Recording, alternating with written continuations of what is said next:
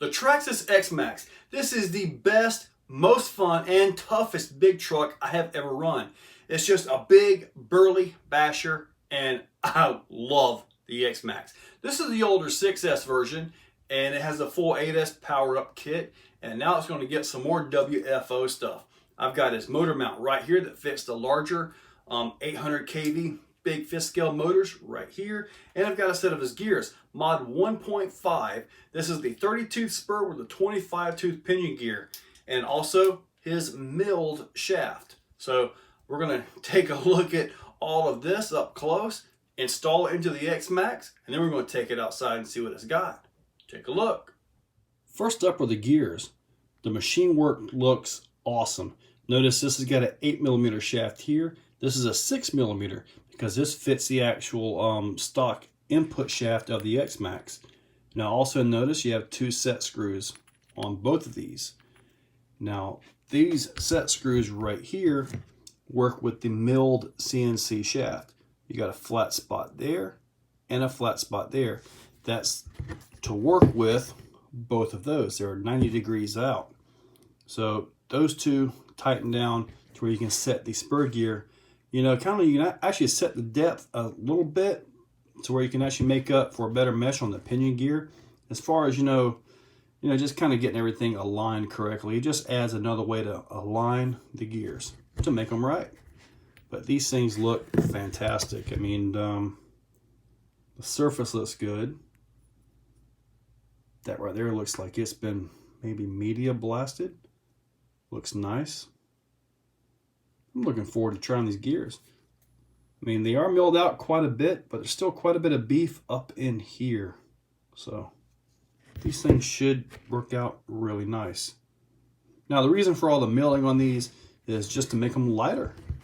And you know, I like kind of light things. Now here's the motor mount with a nice WFO logo, RC Racing. It looks really cool.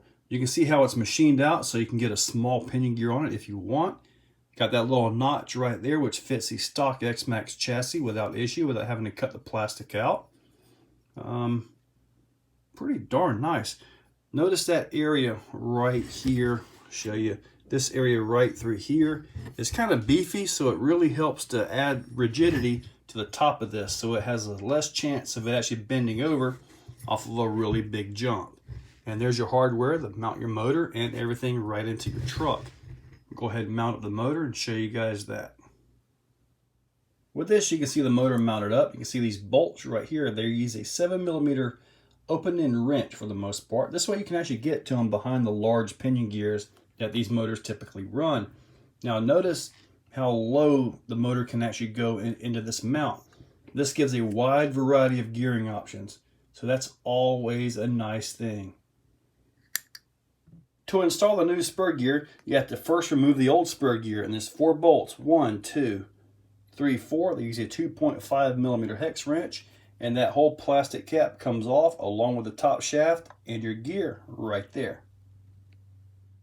When you have your gear out, take a few minutes and inspect those bearings. Make sure that they actually are good, not worn out or broken, because you will be reusing the bearings, the gear, and the pin.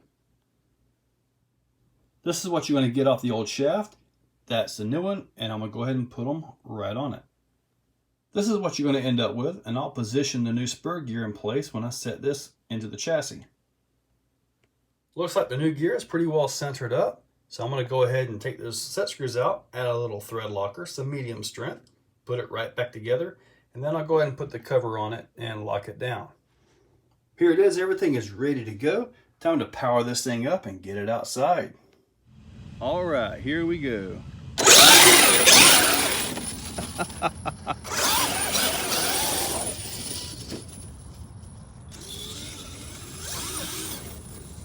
Very loose sand out here.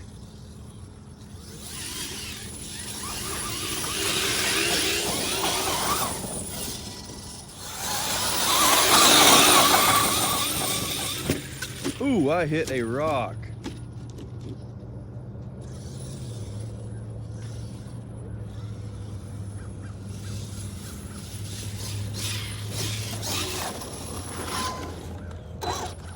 Wow, it's still surviving. Wow, what was that thing? That nasty. Ooh, I hit a rock.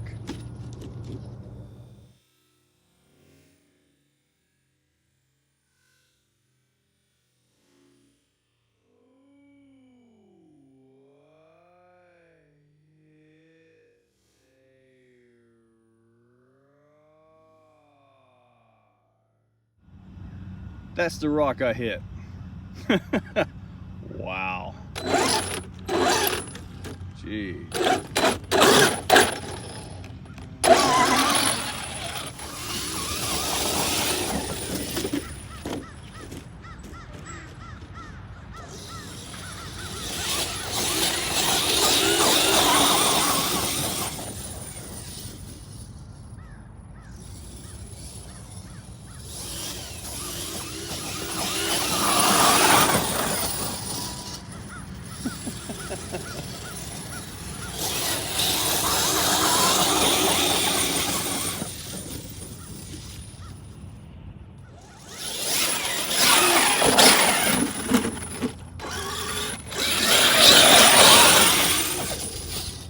No real jumps out here.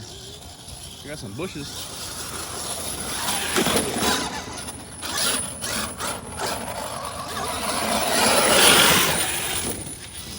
And not much on the bushes. I can hit this tree.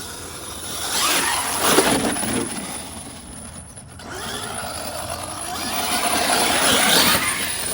I think that big rock I hit kind of did some damage somewhere.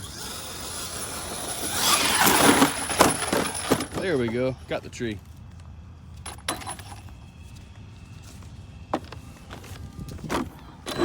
It sounded a little rougher than what it did.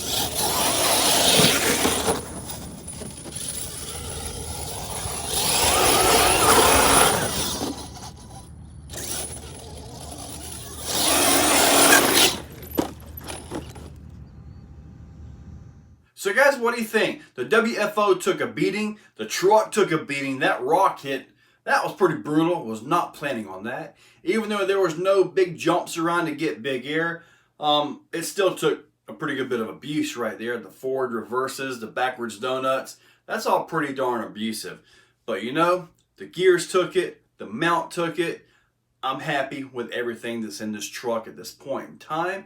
So guys, there are links in the description for the WFO parts and pieces. So check them out. Their Facebook group is in there. So, you know, click them, check them out, and get you some Xmaxx parts. Guys, thank you all for watching.